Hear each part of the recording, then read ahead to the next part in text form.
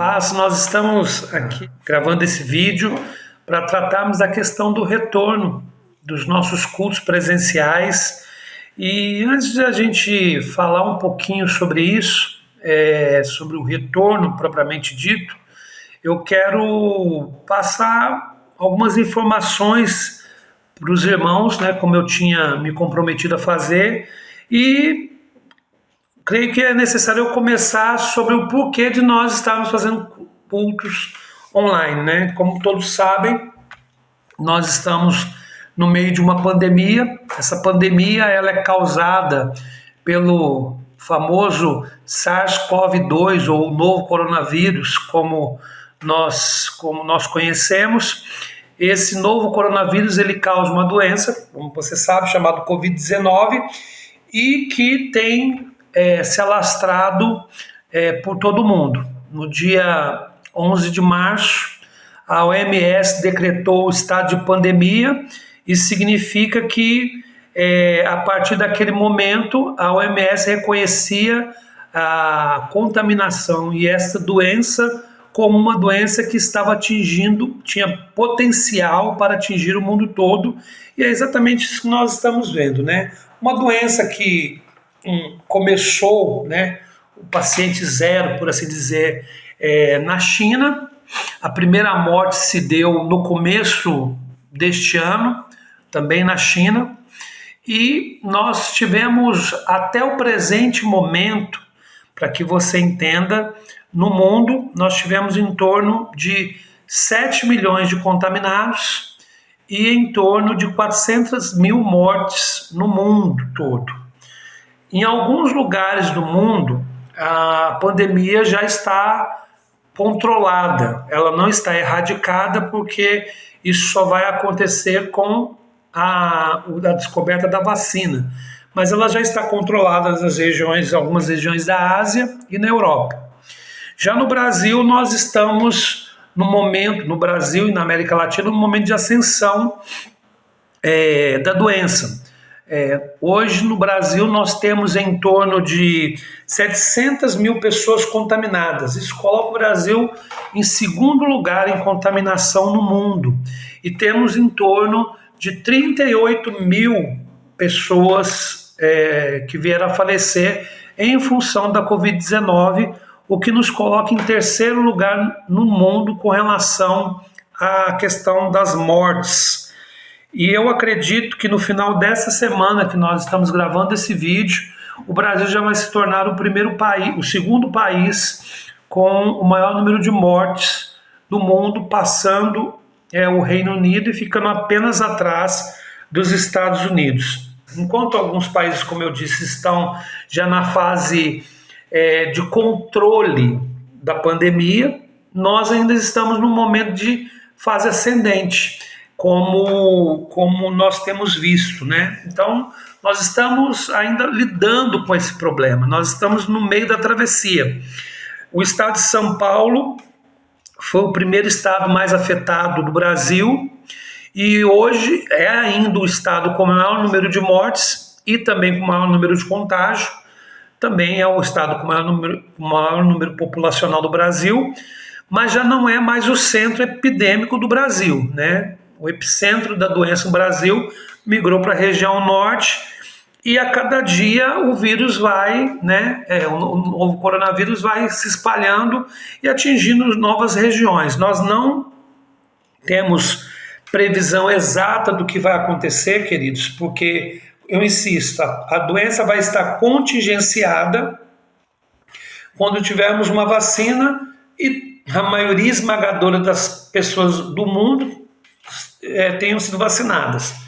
Isso ainda vai levar algum tempo, né? Até lá nós vamos ter que lidar com essa doença, com essa contaminação e com novos hábitos que precisam ser criados para que isso não se torne um problema maior. Para que você tenha uma noção, né? Existem pesquisas, uma pesquisa de uma universidade de Washington, se eu não me engano, que se o Brasil seguir a mesma linha que nós estamos seguindo de contágio, até o final de agosto nós teremos em torno de 150 mil mortes. Isso é um número muito alto, muito assustador. Então, por que eu estou abrindo esse vídeo para tratarmos do retorno aos cultos presenciais, trazendo para você os números gerais do problema da Covid-19? Porque nós não podemos tratar esta doença como uma doença comum, como uma simples gripe, ou nós não podemos tratar essa doença como algo que não tem nada a ver. Isso é uma doença séria, o mundo todo tem sido afetado por ela, as economias estão entrando em colapso em função desta pandemia e não seria diferente no Brasil. Então, cabe a nós, sociedade civil, juntamente com os governos, né, com as entidades públicas, trabalharmos para que nós possamos superar essa etapa do crescimento do contágio na nossa nação. E é claro que, como igreja, como comunidade, nós temos um papel nesse sentido. Qual é o momento certo de voltar aos cultos presenciais? Né? O que nós devemos fazer? Então, diante desse quadro de pandemia, ou seja, dessa doença que se alastrou pelo mundo, né, como nós vamos agir? Eu sempre tenho dito que o caminho é o caminho de prudência e de respeito à vida. Por isso eu estou fazendo este vídeo, por isso nós estamos informando os irmãos ao longo de todas as nossas reuniões, para que nós possamos fazer o melhor possível dentro daquilo que Deus nos der condições de fazer. Né? Então, o que nós devemos olhar num momento como esse? Nós devemos olhar a realidade do nosso estado, porque nós moramos em São Paulo e o que nos interessa para a questão, claro, do retorno das nossas atividades é a questão do estado de São Paulo. Hoje, para que você entenda, o estado de São Paulo, ele decretou uma quarentena homogênea no dia 24 de março. Então, no dia 24 de março, apenas os serviços essenciais poderiam continuar funcionando e os demais serviços deveriam parar e as pessoas foram recomendadas a ficarem em isolamento social.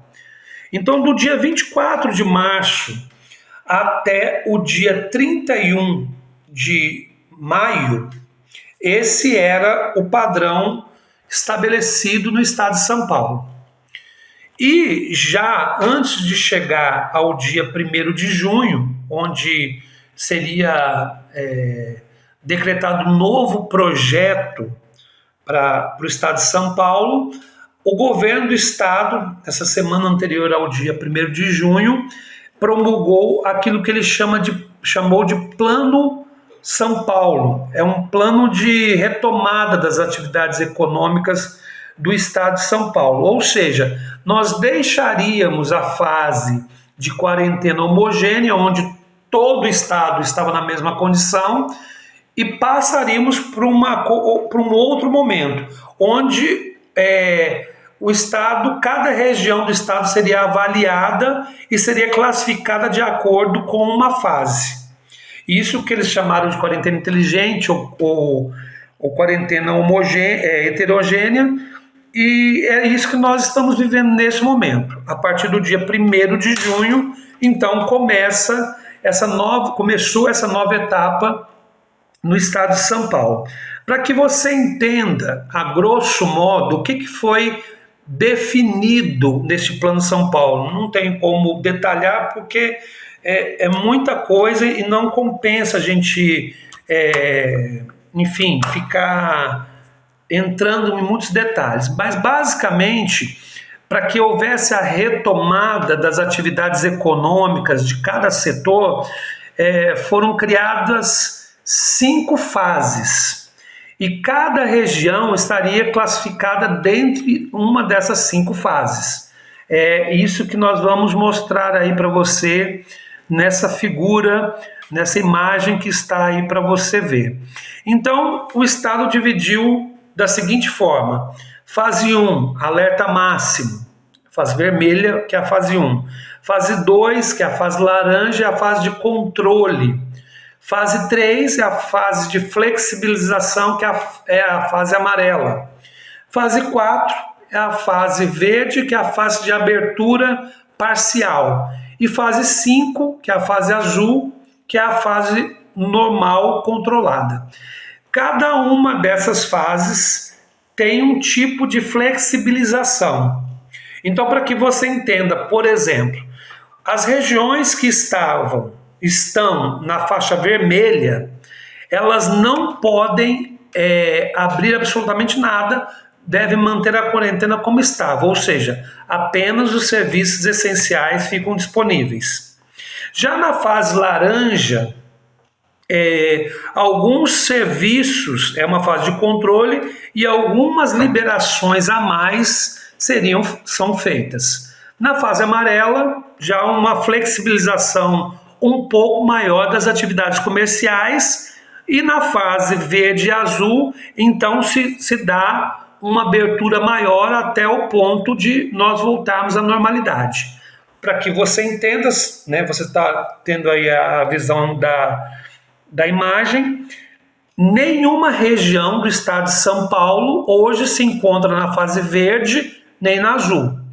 Todas as regiões de São Paulo até o presente momento se encontram ou na fase vermelha, ou na fase laranja, ou na fase amarela. Essa é a realidade do nosso estado. Para sermos mais específicos, e é o que nos importa, a Baixada Santista, onde nós moramos, ela está, até o presente momento, na fase vermelha. Ou seja, não foi flexibilizado absolutamente nada na nossa região. Então, significa o quê? Que aquela quarentena que começou no dia 24 de maio, para nós, da Baixada Santista, ela se estende até o dia 15. Sendo que o governo estadual fará avaliações contínuas e poderá mudar cada região para fases posteriores ou até mesmo retroceder em fases. Qual é a nossa expectativa que provavelmente deva acontecer, mas não se sabe ainda? É que esta semana, talvez, a região da Baixada Santista passe para a fase laranja, que já dá a condição da abertura, uma abertura maior, tá bom? Então, para que você entenda qual é a nossa realidade. Então, quando você olha essa imagenzinha que eu te dei, aí está escrito retomada das atividades econômicas, nós temos essas 5 fases e o governo do estado está trabalhando sobre essa lógica. Ninguém está na verde nem na azul no estado todo e nós estamos na Baixada Santista na vermelha.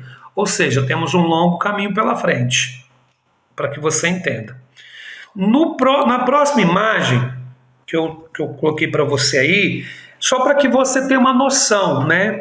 O que pode funcionar e o que não pode funcionar em cada fase. Se você perceber aqui no lado esquerdo, você vai ver que tem os setores temáticos. Então tem ali as atividades, espaços públicos, atividades imobiliárias, concessionárias, escritórios, bares, restaurantes e similares, comércio, shopping center, salão de beleza, academia, teatro e cinema, promover eventos que geram aglomeração, indústria não essencial, construção civil, educação e transporte.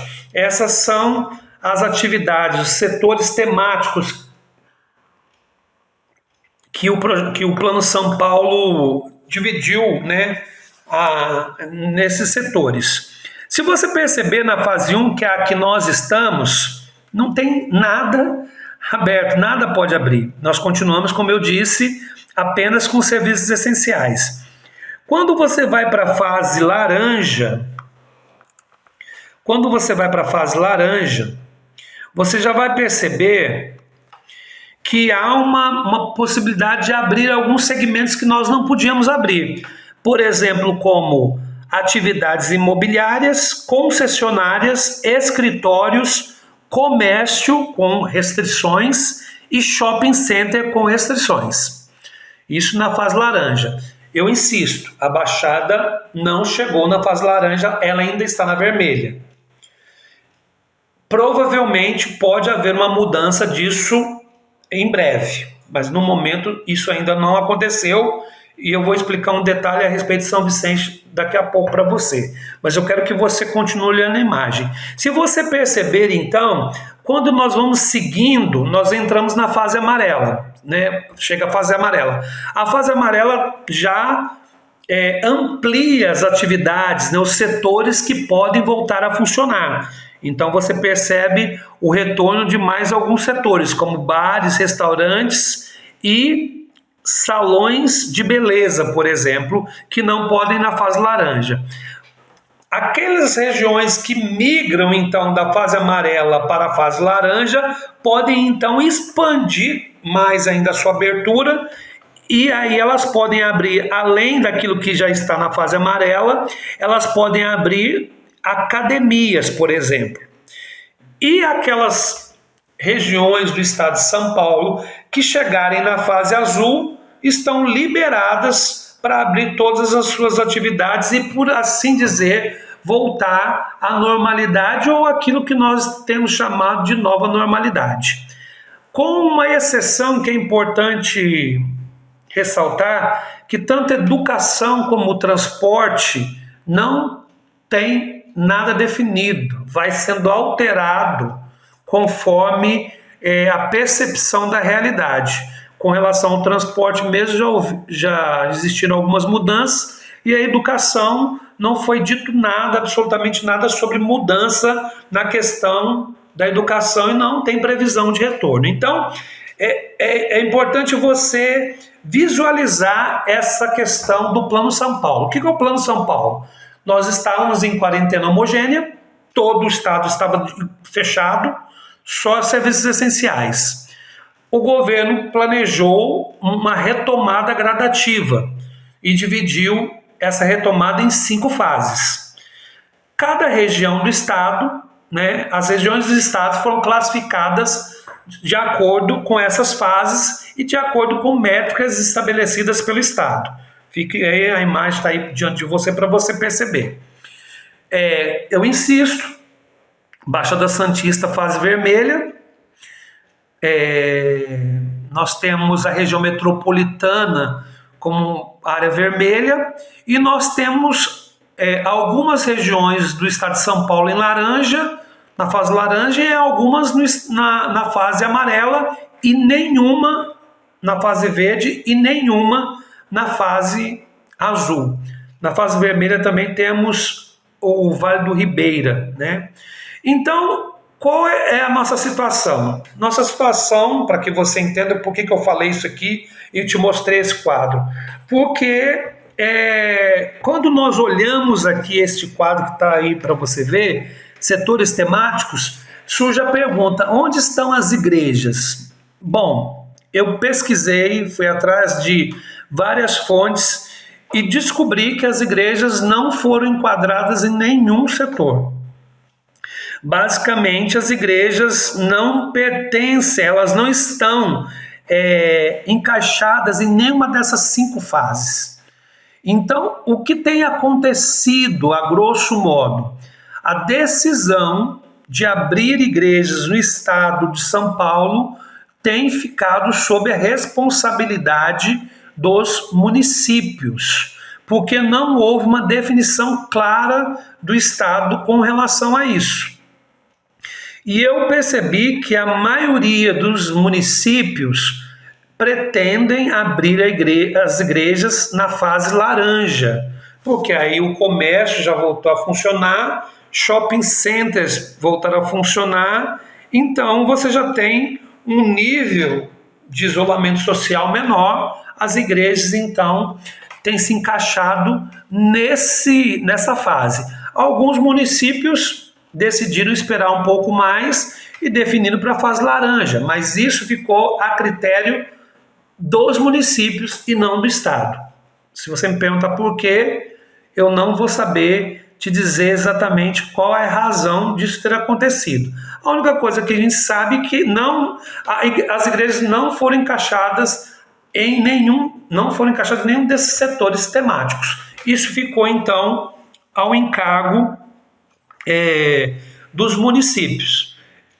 Lembrando que existe uma lei federal que foi decretada em maio, definindo igrejas e templos religiosos como serviços essenciais, tá bom? Então, essa é a realidade da quarentena do estado de São Paulo. Então, hoje, Baixada, fase vermelha, né? Aguardando passar a fase laranja para uma reabertura gradual. Aí você me pergunta, então, o que está acontecendo com a cidade de São Vicente, que é a cidade da nossa igreja? Se estamos na fase vermelha, de acordo com o Estado, por que São Vicente já abriu o comércio e criou um plano de abertura próprio? Porque foi uma decisão da Prefeitura Municipal de São Vicente. Exatamente porque existem conflitos entre quem pode tomar decisões, se Estado ou município, isso tem acontecido em vários lugares. Tá? Isso tem sido normal. Então, muitas vezes prefeituras abrem determinados segmentos,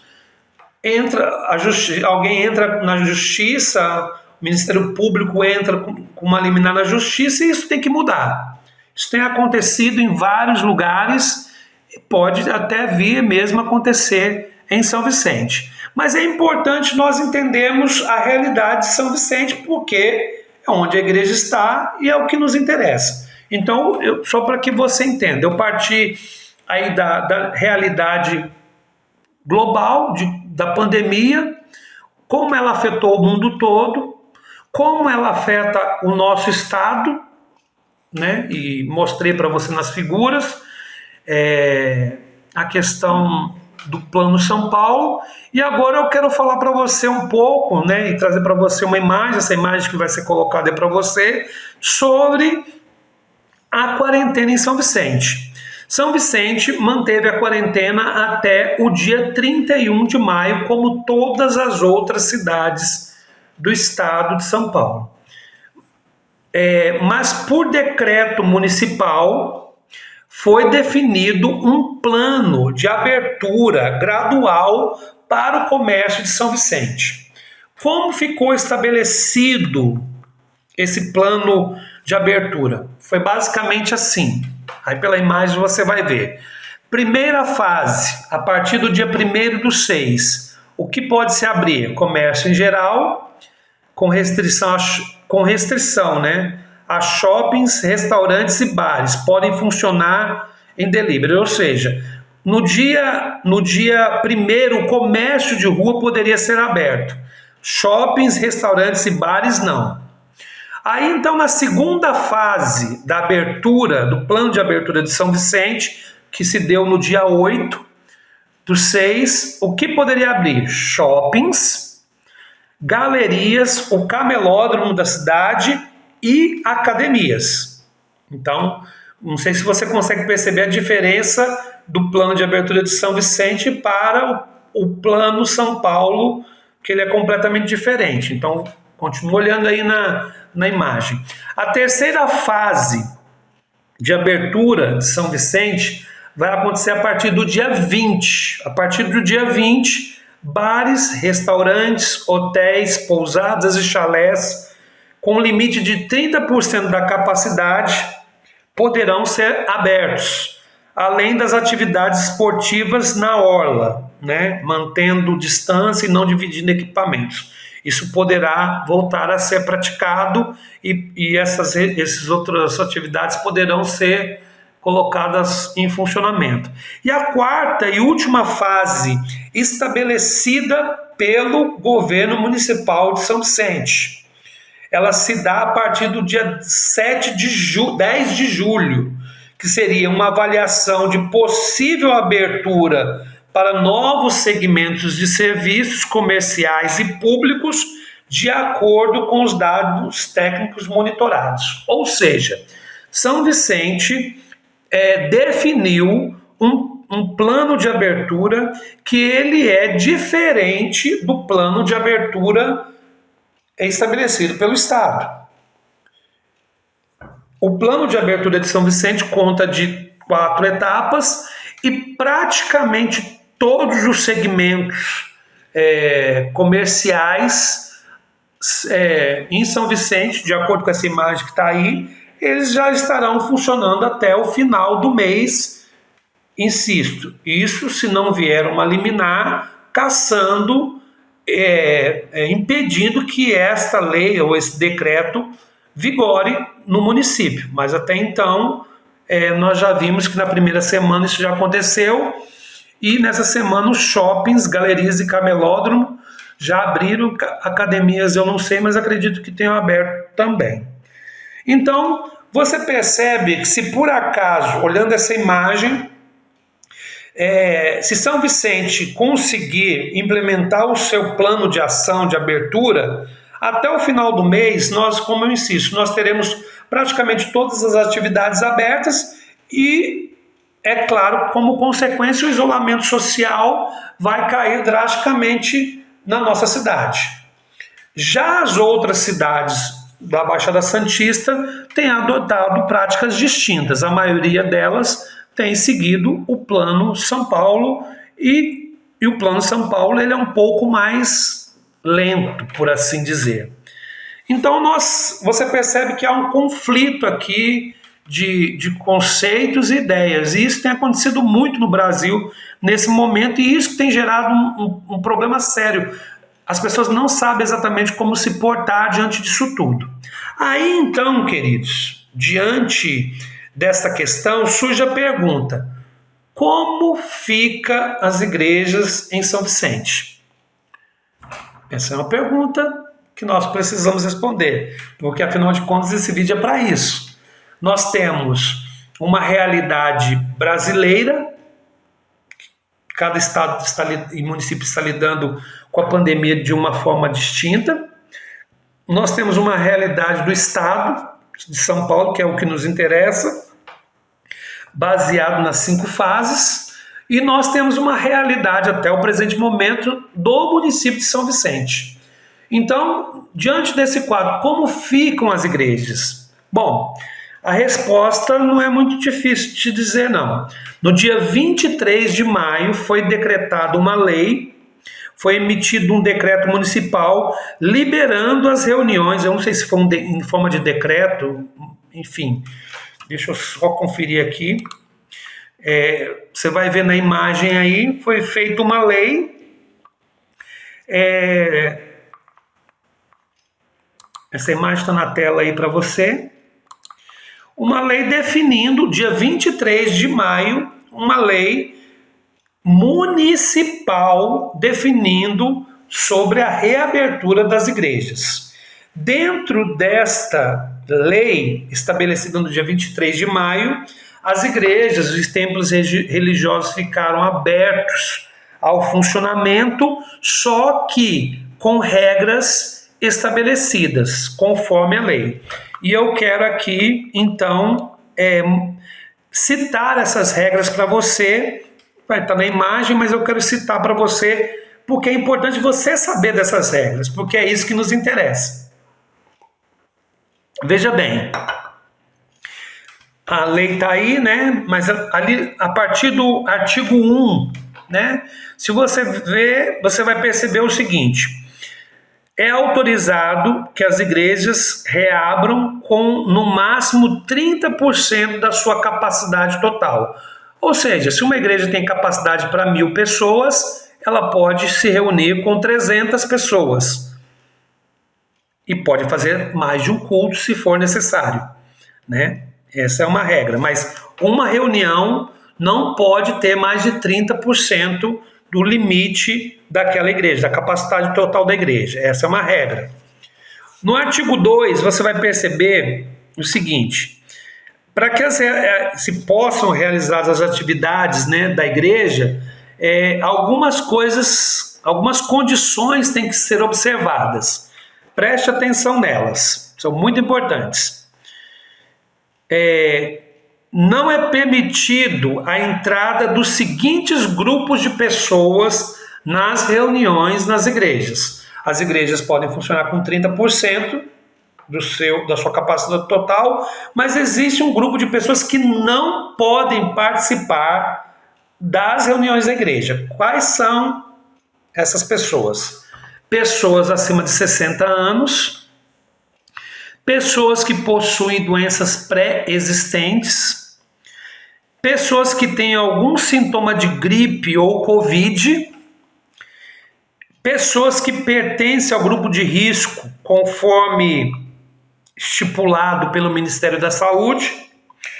Essas pessoas não podem frequentar as reuniões da igreja. Isso aqui é o que está escrito na lei, tá bom? Não sou eu que estou dizendo, é a lei que diz.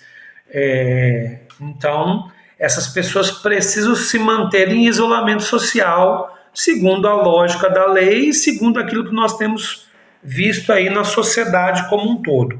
Se isso tem sido respeitado pelas igrejas, aí já é uma outra história. Continua olhando a imagem aí, porque tem mais regras, tá? Mas essas que eu acabei de dizer, elas são importantes. Então, nós precisamos entender o seguinte: os frequentadores, você vai olhando no artigo 2, né?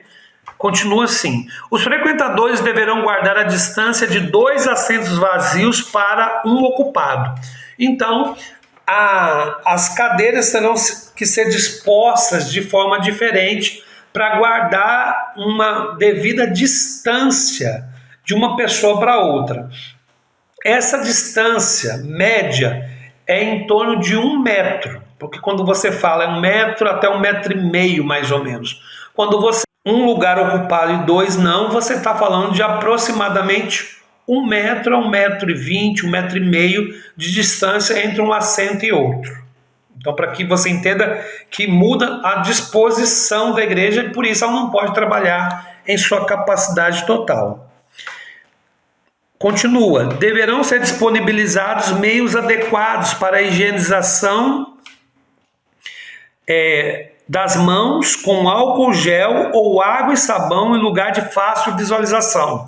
A igreja precisa colocar à disposição dos seus membros, em alguns lugares, álcool gel e, nos banheiros, água, ter água e sabão para que as pessoas possam fazer a devida higienização nas mãos.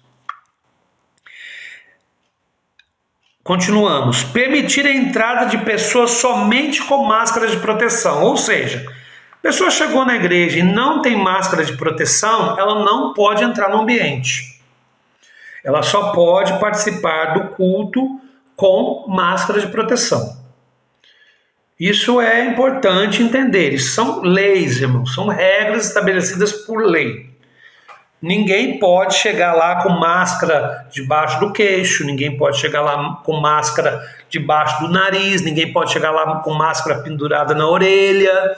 A máscara é uma medida de segurança. Inclusive tem que ser usada obrigatoriamente por lei em todos os momentos que você sai de sua casa, né? Mas na igreja isso também deve ser feito. A comunhão e a Santa Ceia deverão ser entregues diretamente nas mãos dos fiéis, por pessoa que esteja usando luvas ou com as próprias mãos devidamente higienizadas. Ou seja, são medidas de segurança, de higiene, porque quem manipula ali o pão, o cálice, pode ser portador do vírus, enfim, ou não, e essa manipulação tem que ser feita com a máxima higienização possível. A ceia tem que ser servida dessa forma. Continua, diz assim: antes, durante e depois das celebrações, deverão ser evitados apertos de mão, abraços e orações de mãos dadas. Tem alguns irmãos até que vão gostar dessa regra, né? Então não se pode ter nenhum tipo de contato físico durante os cultos. Absolutamente nenhum tipo de contato físico. Não tem que ter abraço, não tem que ter aperto de mão e tem que manter a distância uns dos outros. Aí nós continuamos aqui, diz assim: o responsável pela celebração deverá orientar os fiéis para que os pertencentes aos grupos de risco permaneçam em casa em isolamento social. É responsabilidade da liderança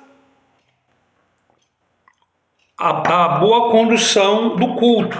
E uma coisa importante dizer aqui: se por acaso uma fiscalização ocorrer e essas regras, tem mais algumas que eu vou falar aqui, não estiverem sendo cumpridas, pode haver sanções com relação à igreja, tá bom? Para que você entenda. Zelar pela rigorosa higienização do espaço, cadeiras, mesas, bancos, microfones, púlpitos e qualquer outro móvel antes e depois do uso. Ou seja, fez um culto. Se nós vamos fazer, por exemplo, um culto de manhã e outro à noite, porque nós não podemos reunir todo mundo junto, então, entre a manhã e a noite tem que ser feita uma higienização do espaço.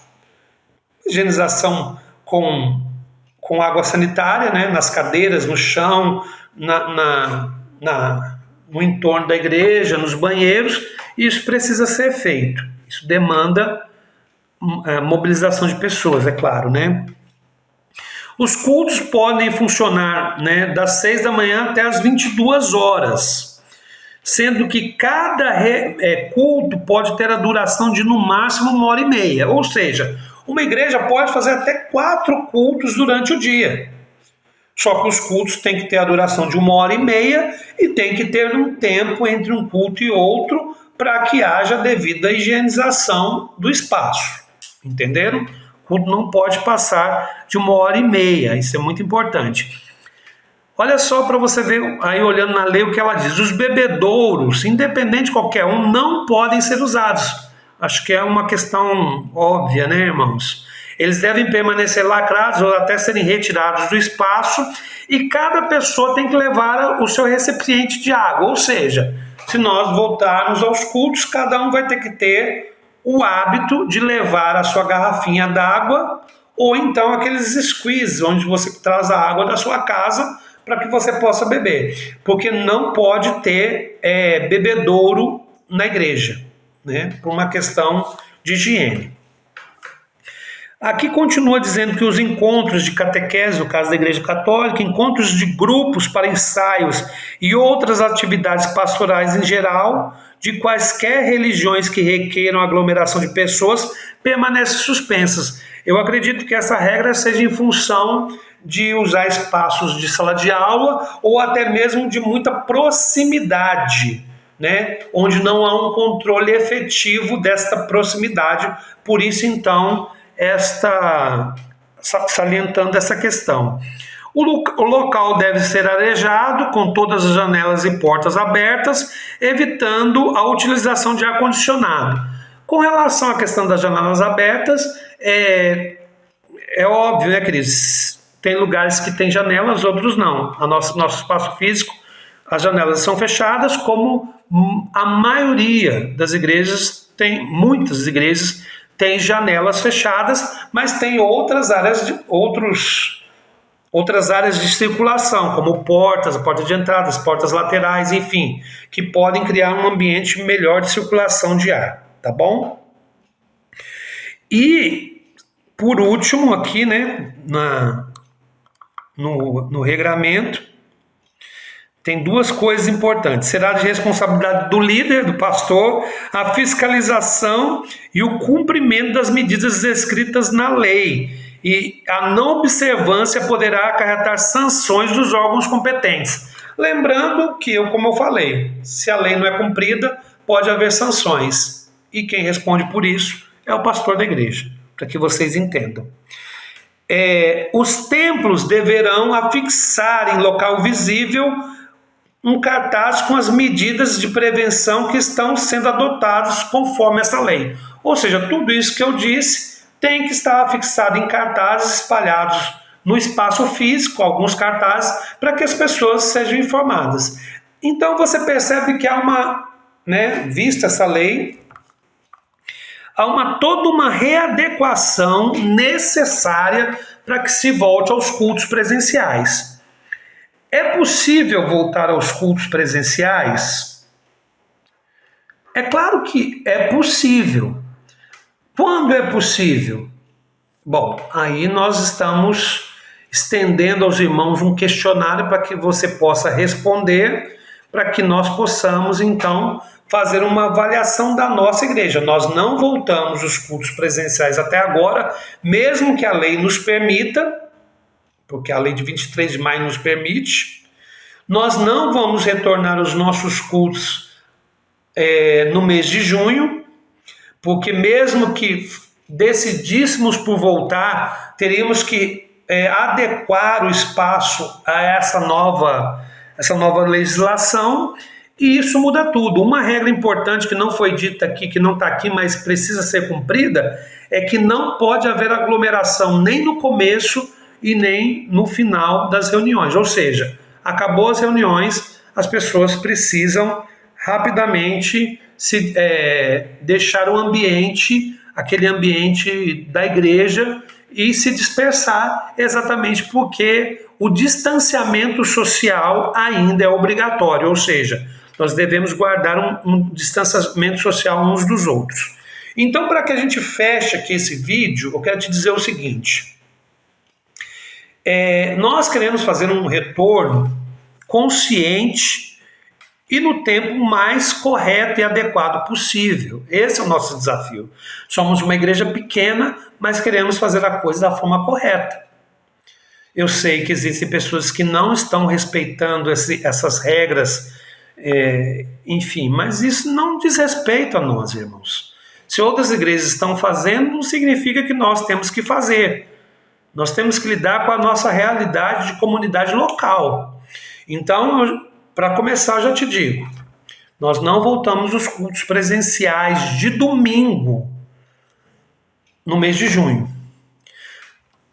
Mediante aos questionários e a avaliação que eu vou fazer juntamente com o presbitério, e se eu conseguir também com o diaconato, nós vamos fazer uma avaliação de quando nós devemos voltar. Voltando, nós vamos voltar apenas com os cultos no domingo. As reuniões do meio de semana de oração e de estudo bíblico continuarão online. E mesmo nós voltando os cultos no domingo, nós faremos transmissões online deste culto. E nós vamos ter que adequar a estrutura para isso, mas a nossa intenção é manter os cultos também online quando nós voltarmos, porque ele tem atendido uma série de pessoas.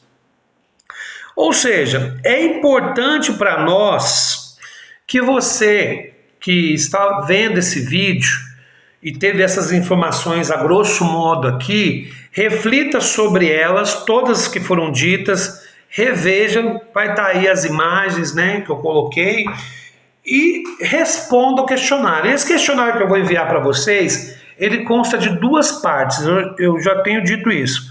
A primeira parte é um questionário que nós queremos que você preencha com as suas informações pessoais, porque nós queremos fazer uma lista com os membros da igreja. Nós não temos isso sistematizado.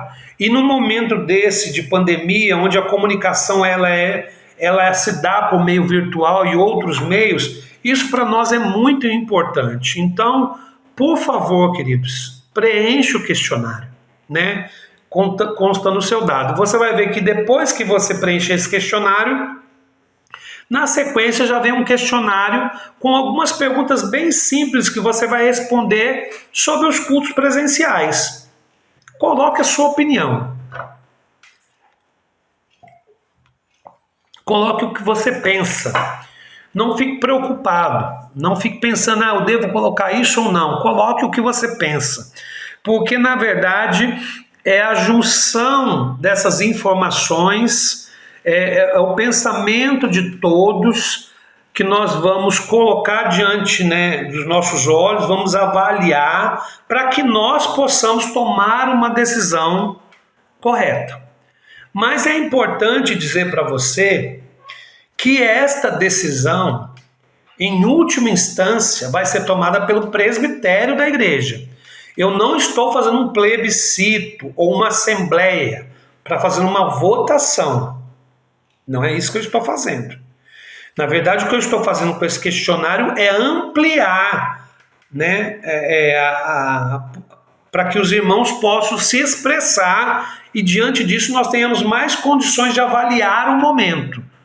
Porque daqui eu não tenho como avaliar o momento e a opinião de vocês é importante. Mas a decisão final vai recair sobre mim e sobre o presbitério, que é composto pelo Marcos, pelo Marcão e pelo Paulo.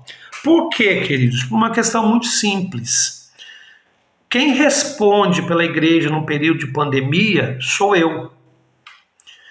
Todas as questões que envolvem qualquer problema, qualquer coisa que possa vir a acontecer no período da pandemia que envolva a igreja e que possa gerar qualquer tipo de sanções ou medidas contra a igreja, quem responde por isso sou eu, como pastor da igreja. Então esse é um momento que eu preciso ter muita cautela e também ter a responsabilidade de puxar para mim as decisões que vão ser tomadas, tá bom? Então tem lá o questionário.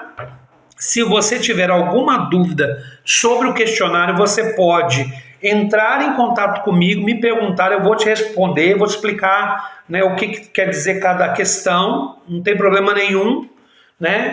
Espero que todos que estão na linha de transmissão respondam esse questionário. Queridos, por favor, nós temos um problema, às vezes as pessoas têm dificuldade em fazer uma coisa que é tão simples, mas para que nós é tão importante, que é ter esse feedback de vocês.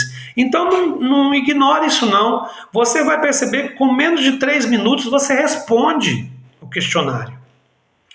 E se você tiver dificuldade, peça ajuda para alguém, né? Peça ajuda para mim ou para alguém próximo de você, ela vai te ajudar. É muito fácil responder. E quanto mais informações a gente tiver, mais fácil será a nossa decisão. Tá bom? Esse questionário tem que ser entregue até o dia 13. Ele pode ser enviado, você vai ver que você vai preencher, vai aparecer lá a opção enviar, você envia, eu já recebo. Até o dia 13. No dia 13, no final do dia 13, nós fechamos a plataforma, lá, a opção de você enviar. Quem enviou, enviou. Se você não enviou, então nós vamos entender que você não quis opinar e, enfim, é um direito que você tem e nós não vamos interferir nesse direito seu, tá bom? E dentro disso nós então vamos avaliar qual é o momento de nós retornarmos aos nossos cultos presenciais aos domingos e como retornar a esses cultos. Se teremos 2 cultos, se teremos 1 culto, se teremos culto uma vez por mês, enfim. Todas essas avaliações serão feitas a partir do dia 13, depois que vocês nos derem o feedback através dos questionários. Amém? Então, esse é o vídeo que eu queria preparar para vocês, com informações bem básicas, mas eu julgo necessárias, para que a gente possa entender o que tem acontecido no mundo, o que tem acontecido no Brasil, como está a realidade de São Paulo diante da pandemia, como está a realidade das igrejas diante da pandemia, e o que a lei prevê, e como está o município de São Vicente. Lembrando a você que a maioria das cidades tem optado por abrir a igreja na fase laranja, mas isso não é um critério, ok? Então avalie, ore e responda o questionário. Aguardo a sua resposta, aguardo a participação de todos e espero que você, junto conosco, nos ajude a tomar a decisão mais correta, tá bom? Deus te abençoe, em nome de Jesus, e vamos seguir em frente, queridos. Nós precisamos manter a unidade, precisamos manter um só espírito e temos trabalhado para isso. Façamos tudo com responsabilidade, com temor e amor ao Senhor, tá bom? Deus os abençoe em nome de Jesus. Amém.